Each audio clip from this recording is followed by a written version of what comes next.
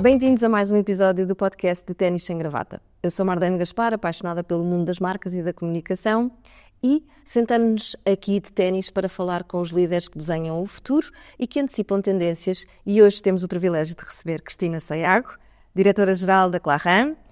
Trabalha quase há 2 décadas na direção desta marca, também já esteve a liderar outras marcas francesas também de alta perfumaria, e conseguiu colocar a beleza num patamar de comunicação muito interessante. Também com um mundo financeiro de background que ajuda seguramente neste percurso. Vamos explorar uma conversa sobre liderança, propósito, impacto social e estratégia de negócio. Cristina, muito obrigada por teres aceitado vir aqui falarmos. Obrigada. Neste podcast começamos sempre com um insight que é um bocadinho provocatório sobre as competências. O World Economic Forum diz que 39% das competências atuais em 2030 vão ficar obsoletas. Como é que tu vês isso e como é que tu ligas isso ao teu setor e esta área de negócio? Pois, é um bocadinho assustador, de facto, mas acho que a indústria está já a adaptar com calma, mas seguro. Vai devagarinho, mas vai de uma forma relativamente segura. E nós já temos 2 coisas a acontecer dentro da empresa. Uma do lado da produção, outra do lado do consumidor. Do lado da produção, IA já está a acelerar os testes, tudo o que tem a ver com compatibilidade de ingredientes, com fórmulas, com o que é que se põe para ter determinado produto. E, portanto, isso acelera um produto que podia demorar 3 a 4 anos a formular. Hoje em dia demora um pouco menos. Isto do lado da produção.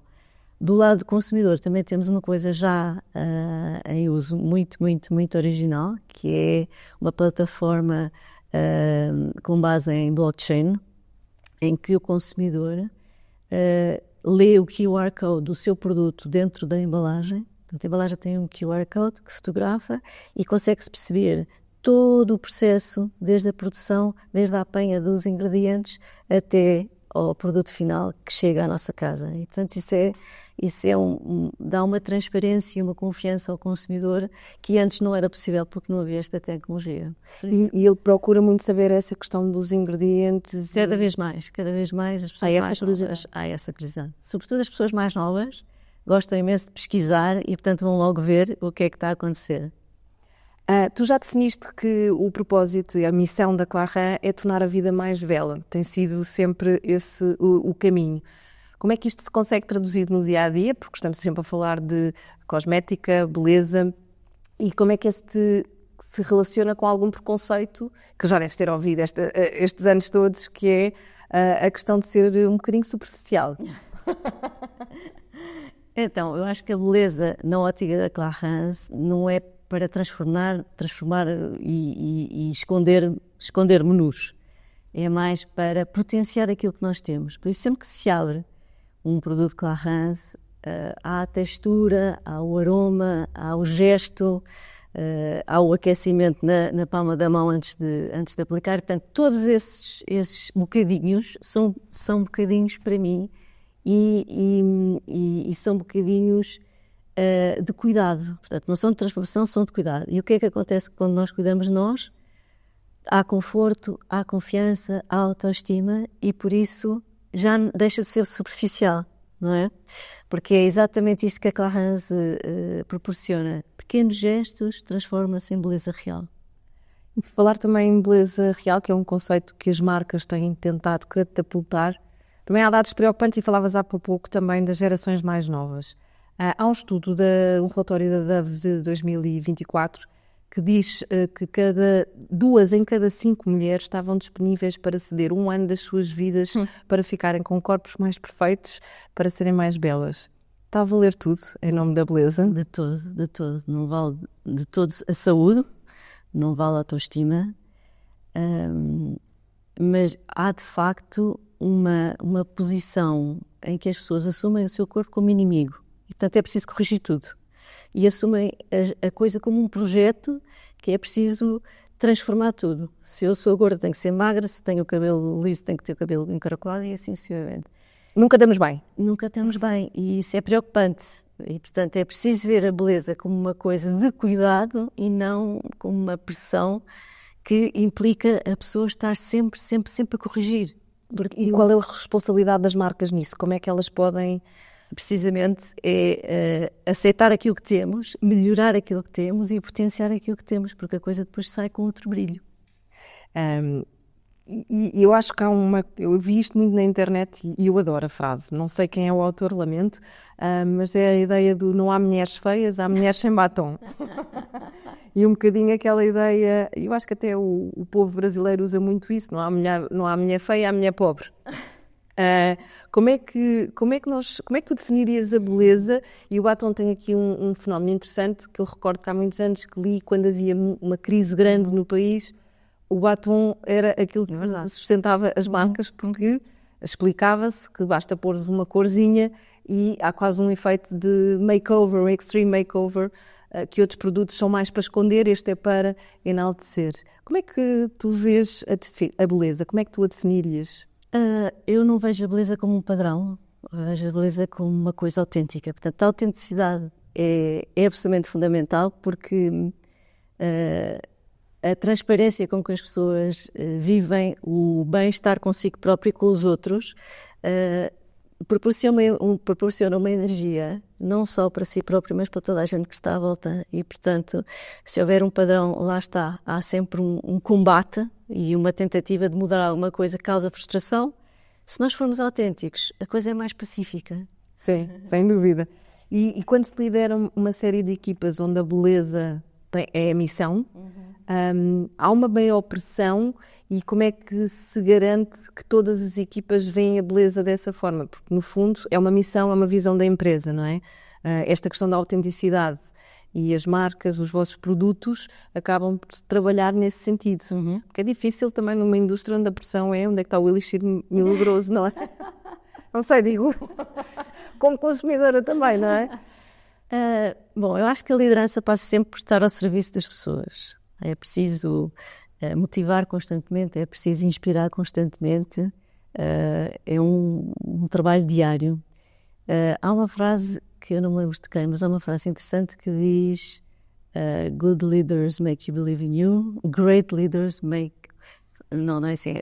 Good leaders make you believe in them, great leaders make you believe in you. E, portanto, isto é preciso ter uma zona de conforto dentro da empresa para as pessoas acreditarem nas suas capacidades, para serem inovadoras, para serem criativas, sem terem medo de serem prejudicadas ou serem criticadas, e é preciso criar esta zona de conforto para as pessoas acreditarem em si próprias e, portanto, fazerem parte do crescimento e da inovação da empresa. Depois acho que é preciso resiliência, cada vez mais, porque sempre que aparece um desafio é preciso calma, não ceder à pressão e encontrar soluções positivas. E cada vez mais, cada projeto está sempre a mudar e, portanto, é preciso ter sempre esta capacidade de ultrapassar obstáculos. E, por fim, comunicação. A comunicação é absolutamente fundamental, de uma forma clara, concisa, assertiva, porque se as pessoas estiverem todas no mesmo loop, mesmo quando há situações e decisões difíceis de tomar, as pessoas compreendem porque estão a par de 360 do que se está a passar.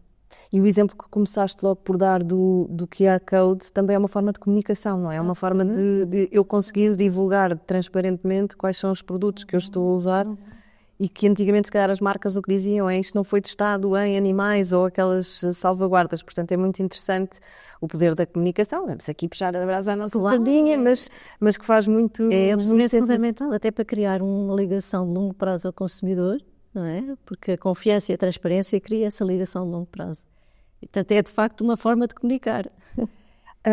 Foste tu que me ofereceste o livro do Jacques Cousteau, espero estar a dizer bem o nome do fundador da Clarins, que disse que a beleza contribui para a felicidade, a saúde e o equilíbrio. Aliás, o livro dele é muito interessante, porque nós estamos habituados a pensar sempre no mundo da cosmética, que ele é muito mais um universo feminino.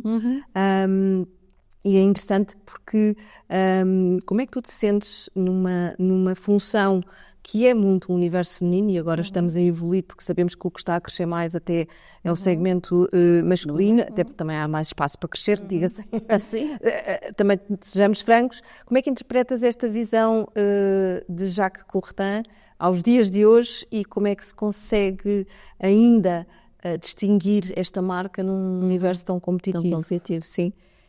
O Jacques Coubertin tem uma história pessoal interessante. Ele estudou para medicina e depois a Segunda Grande Guerra trocou-lhe as voltas, mas era mesmo aquilo que ele queria fazer, era cuidar das pessoas, sempre tendo a saúde como palco da atuação.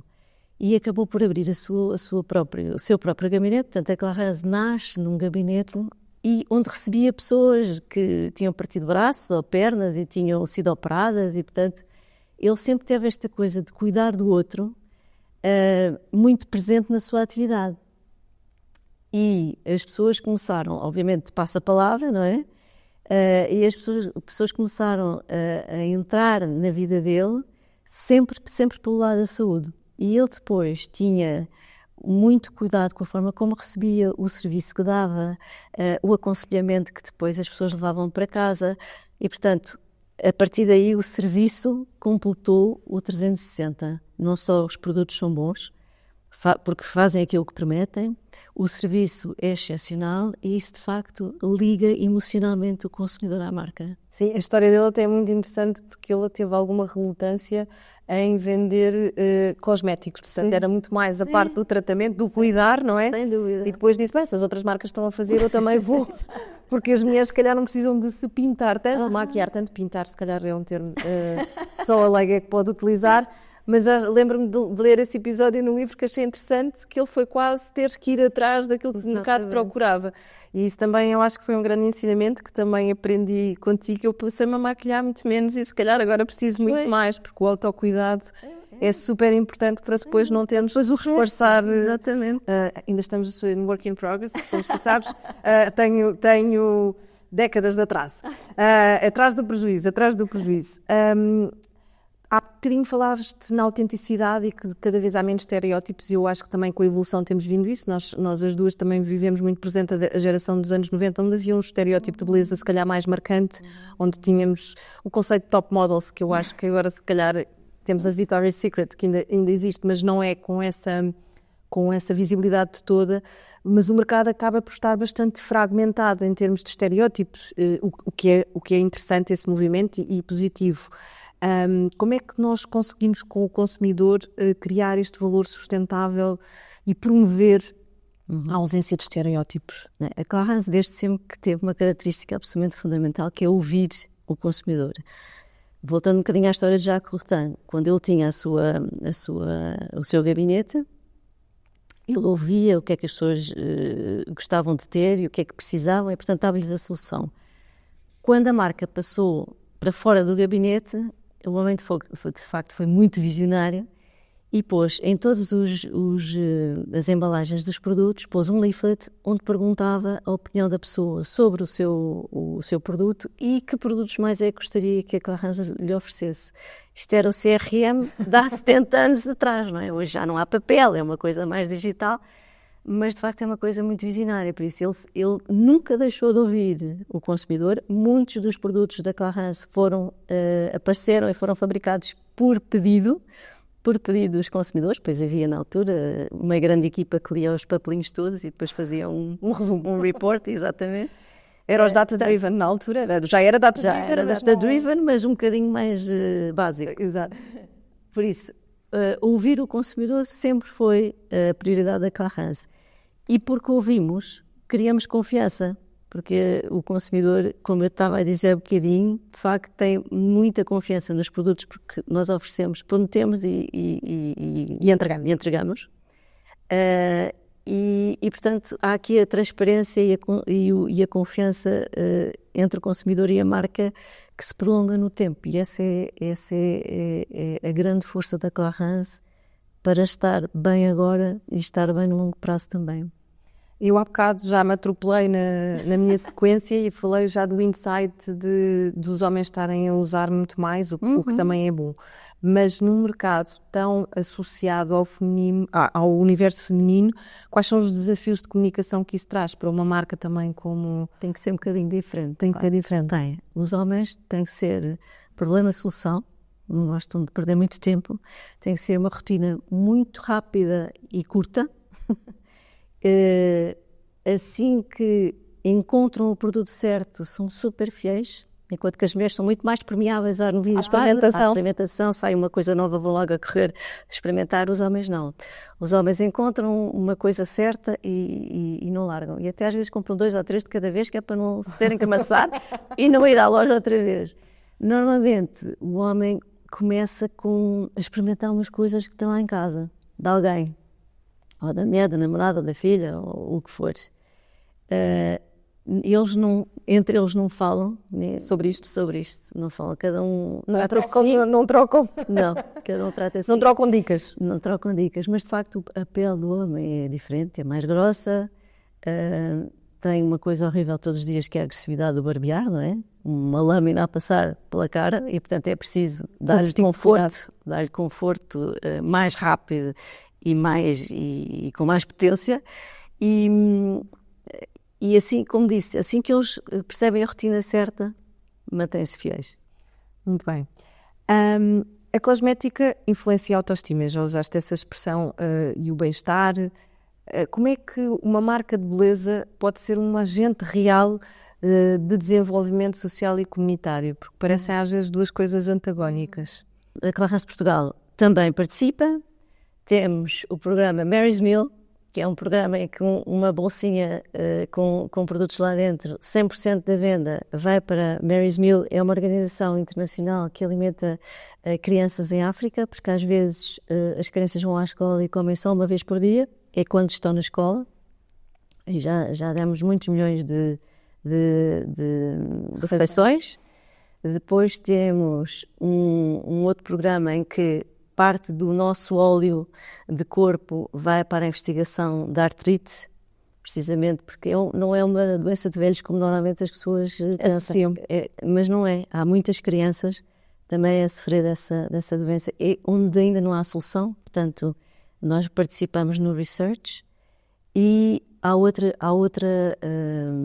participação no Pure Project, que é uma coisa internacional, mas nós nacionalmente fazemos plantação de árvores em Sintra todos os anos. A equipa desloca-se para lá e já plantávamos 10.000 árvores. Somos uma equipa pequenina, mas step by step vamos construindo a coisa. E em Portugal temos também a proteção da No Futuro. No Futuro é uma instituição que recebe miúdos em perigo, ou que os pais estão na cadeia, ou que os pais são drogados, enfim, mas não institucionalizam. O que fazem é põem em casas normais, como se fosse a minha casa, a tua casa, não separam irmãos e tomam conta dos miúdos até serem independentes. Portanto, não há aos 18 anos, ou aos 16, ou aos 20, é até serem independentes, é a altura em que os miúdos saem. E depois temos outro programa que criámos aqui em Portugal, que se chama Plantar o Futuro, e que está ligado à educação.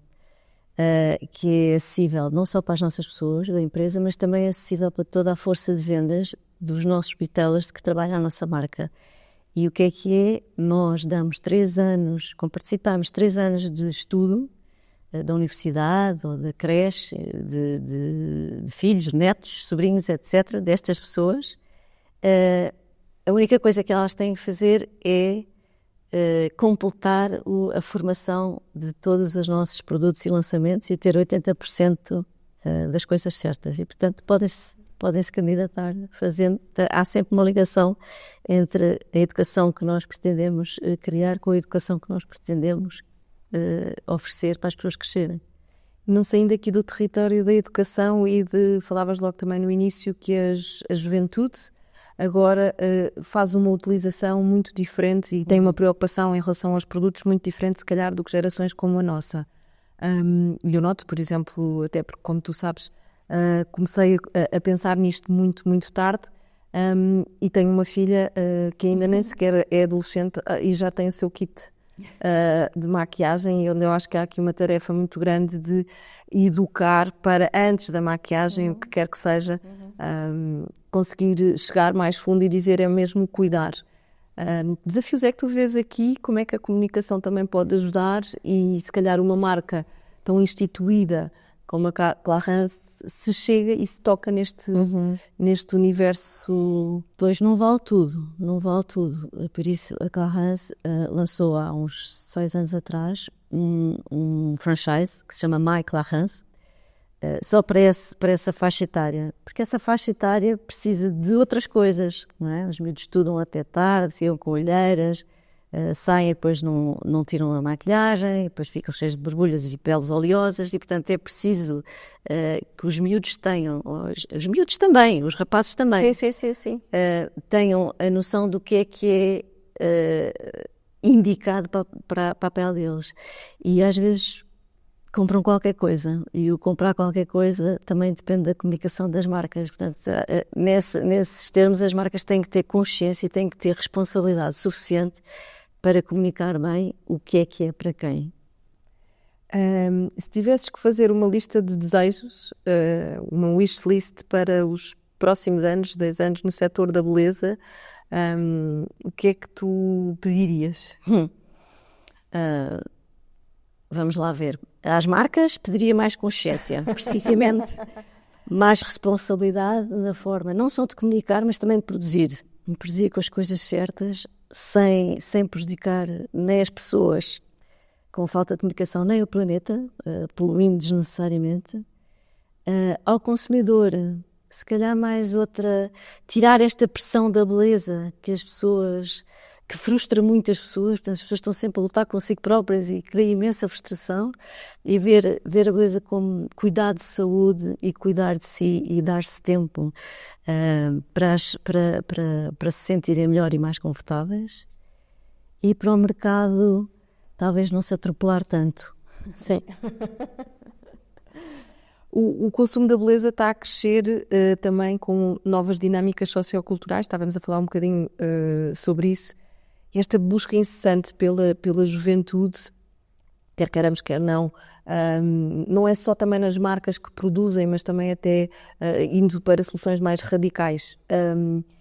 Como é que tu lidas até com essa pressão? Porque tu já tens mais de 2 décadas nesta área. Se também te identificas com essa pressão e às tantas, porque já conheces muita coisa, tens outra tranquilidade característica da idade, mas como é que é gerir isto tudo num mundo onde aparecem soluções quase como cogumelos, que depois também às vezes temos que lhes dar espaço para elas correrem mal e por si só acabarem por deixarem de fazer sentido, mas gerir isto tudo numa marca há tanto tempo, como é que... Essa pressão existe. Agora, tu sentes? Sim, mas não a deixa entrar. Por isso é preciso fazer essa escolha, fica lá fora, porque as rugas da minha cara não significam a falta de juventude da marca. E, portanto, eu acho que a minha juventude vem mais da forma de estar, da cultura que consigo criar na empresa, a abertura à inovação, a capacidade de adaptação à novidade e a procura incessante de coisas novas e de outras inspirações. Porque eu, como tenho alguma facilidade em sair da minha zona de conforto, ando sempre à procura de coisas novas para fazer. Isso dá-me imensa juventude e tenho a sorte de ter uma equipa fantástica que também me acompanha nessas loucuras e nessas... Nessas novidades. Claro, eu não estava a dizer-te todo que não estavas. Aliás, eu digo-te isto muitas vezes, acho que tens a melhor pele que eu já vi, mas lá está, começaste a tempo e com bons produtos ajuda. Que são 2 coisas que são um bom segredo. A tua carreira, não só na Clarins, mas também estiveste na Yves Saint Laurent, na Estée Lauder, muito mercado aí francês, com muitos dados também de mercado de outras origens.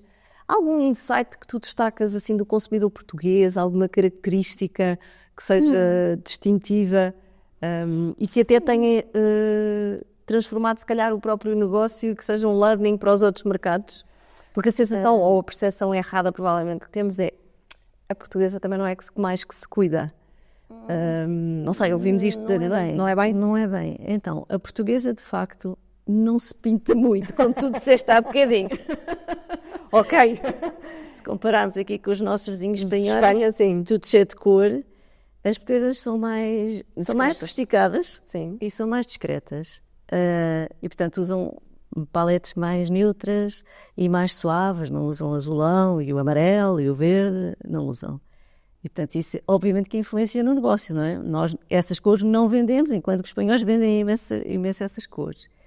Outra característica é o calor e o sol.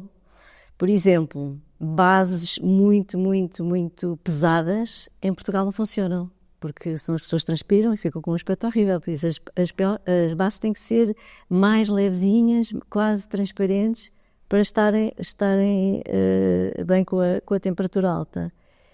E eu acho que assim transversal é, mais uma vez por causa do sol, as pessoas têm agora já noção que é preciso proteger a pele. E, portanto, não protegem só na praia. Já há produtos específicos para proteção de cidade, que o facto de andar na rua já existe. E, portanto, é uma coisa que tem vindo a crescer lentamente com o awareness das pessoas sobre os malefícios do sol e, portanto, já temos um crescimento muito interessante, não só nos solares de praia, mas também nos solares de cidade. Que engraçado, não usava a expressão solares de cidade. Mas existem, são fórmulas e emulsões muito mais fininhas, que não se... Menos gordurosas. Muito menos gordurosas e, portanto, muito mais confortáveis para depois pôr maquilhagem por cima. Muito bem. Sai daqui com um do-it-yourself bastante interessante. O setor da beleza não deixa de ser um setor muito emocional, não é? Porque cada um vive à sua maneira. Não sei se a pessoa vai muito por modas, o objetivo acaba sempre por ser o mesmo. De qualquer das maneiras, há algum hábito, alguma filosofia que tu sigas? Porque os produtos são aquilo que nós conseguimos comprar, depois há uma série de outras coisas que nós precisamos cuidar para que tudo bata certo. É um bocadinho quase... Às vezes usamos a expressão, fecha a boca. Mas não é só fechar a boca, não é? Se calhar tem que ir ao ginásio, tem que ter mais cuidado com o que se come. A mesma coisa com o autocuidado. Tens assim alguma filosofia, algum hábito que achas que deve... A filosofia muito Clarins é uma filosofia holística. Não é só preciso cuidar do exterior, é preciso cuidar do interior também. E o interior, de facto, passa por isso. Passa pelo exercício físico, passa pela nutrição. E, portanto, é um 360. Se nós tivermos estas variáveis todas sob controle, e às vezes não é preciso um grande esforço e um grande sacrifício, é só a rotina, não é? E as pessoas integrarem isto na rotina, sim, diária. É como lavar os dentes. Eu acho que a mim... igual. Eu estou a dizer isto como se eu tivesse alguma legitimidade, até porque foi bastante nada. Aos bocadinhos. Mas é isso, eu acho que é um bocadinho... Ok, tenho que lavar os dentes e tenho que fazer isto antes de deitar. É mais um passo. É só mais um. Custa menos. Parece que não facilita. E na parte também de como tu encaras a beleza e se calhar és uma pessoa muito assoberbada sobre dicas, produtos, ou toda a gente pergunta isso. E como é que se diz, não, eu não tenho uma solução milagrosa, tu és parte da solução. Sim. Achas que a comunicação aí é... É fundamental, é absolutamente fundamental. É difícil passar esta mensagem completa num curto espaço de tempo, mas por isso é que nós temos um serviço extraordinário. Temos uma Red Army dentro dos pontos de venda que ajudam as pessoas, explicam para que é que serve, o que é o produto, porque é que deve utilizar como, e misturar. À mistura, nós temos também uma forma de misturar produtos que é muito da marca e que podemos passar esse conhecimento ao consumidor, e por isso o serviço é muito, muito, muito importante. As pessoas são o centro também ainda da Clarins. Cristina, vamos agora entrar aqui numa fase final mais transversal a todos e com perguntas e respostas rápidas. Uma skill, uma competência que tu achas que veio para ficar? A resiliência. Exatamente, porque o mundo está a mudar tão rápido que é muito difícil prever o que é que seja, É muito difícil prever caminhos certos e, portanto, é preciso ultrapassar objetivos rapidamente, sempre numa solução positiva. E uma buzzword que já não podes ouvir? Disruptivo. Tudo é disruptivo. E uma marca que admiras? A minha, claro. Mas sem ser a minha, a cadeia de hotéis Aman. Porquê? Porque Aman em sânscrito significa paz e tranquilidade. E de facto, quando uma pessoa vai de férias, é isso que quer, não é? Não quer mais nada, quer paz e todo o ambiente, a estrutura do hotel, o serviço, é quase invisível. As coisas acontecem e aparecem e tu não dás por nada, por isso eu acho isto extraordinário. Sim, normalmente diz-se que só se nota quando falha, não é? Portanto, E o maior risco que já assumiste? Olha, acho que foi em 2020, durante a pandemia, precisamente na Clarence, em que nós tínhamos instruções da casa-mãe para proteger o bottom line, como todos os outros, não é? E beneficiarmos daquela benesse do Estado de ir buscar dinheiro quando as vendas descessem mais de 40%, que foi o que nos aconteceu, porque as lojas fecharam durante 3 meses.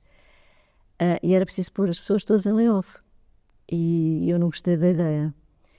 E reuni-me com a minha equipa e pedi, vamos aqui pensar numa forma de transformar isto numa coisa positiva, porque é deprimente. Não é win-win para ninguém, nem para a empresa, e as pessoas já estavam super aflitas, porque ninguém sabia o que é que nos ia acontecer, não tínhamos visibilidade nenhuma sobre os próximos meses, ainda não havia a vacina, portanto havia aqui um stress latente constante. E nós tínhamos em casa uma base de dados de 50 mil clientes. E então decidimos treinar todas as vendedoras que estavam em casa, aflitas, não é? Porque as lojas estavam fechadas. Retreinámos as vendedoras a fazerem telefonemas. Nós nem tínhamos e-commerce na altura. E dos 50 mil clientes, fizemos telefonemas durante 2 meses inteiros, em que elas telefonavam sem pressão nenhuma de venda, só para perceber como é que as pessoas estavam, se precisavam de alguma coisa, se tinham alguma dúvida de algum produto que tinham adquirido. E as pessoas gostaram muito, mas muito dessa atenção. E não só a marca ficou, durante este tempo de ausência física na casa dos consumidores, como quando as lojas reabriram, as pessoas foram às lojas super contentes a abraçar as nossas vendedoras e a agradecer aquele miminho, sim, aquele miminho, que as pessoas estavam muito isoladas na altura e estavam muito aflitas. Foi arriscado, mas teve imenso resultado, porque fomos o único país da Europa que cresceu em 2020. E por isso é uma história de sucesso da equipa toda, evidentemente. Sem dúvida. O que é que ainda não fazes como líder e queres muito fazer? Eu gostava mais de estar com pessoas jovens. Eu gosto muito de estar com miúdos mais novos. Gostava de fazer uma mentoria mais contínua. Eu sou mentora de miúdos da Universidade Católica, mas eles desaparecem, não é? De 6 em 6 meses aparecem vem outro. E gostava que a relação se prolongasse mais no tempo. Tenho 3 ou 4 que, de facto, há 10 anos que os sigo, já são nos segundos ou nos terceiros empregos, já se foram para fora de Portugal. E isso é uma coisa que me dá imenso gozo, porque aprendo imenso com eles e gosto muito da energia desta gente nova. E o que é que, em termos de legado, gostavas de deixar neste mundo para que ele seja mais belo? Uma coisa muito modesta, porém verdadeira. Eu acho que talvez cuidar do outro. Acho que hoje em dia estamos a assistir a um individualismo brutal, não é? Eu. E, portanto, é preciso tocar nas outras pessoas com generosidade, com empatia, com partilha, com simplicidade. E, portanto, gostava de deixar isso nas pessoas com quem estou e em quem toco, esta coisa de cuidar do outro, de ter atenção ao outro. Cristina, obrigada pela partilha, pela partilha empática com que generosamente nos deixaste aqui a tua visão por um mundo mais belo. e estamos a preparar novas conversas com outros líderes. Ficam para assistir a mais episódios de Ténis Sem Gravata num ambiente descontraído e informal.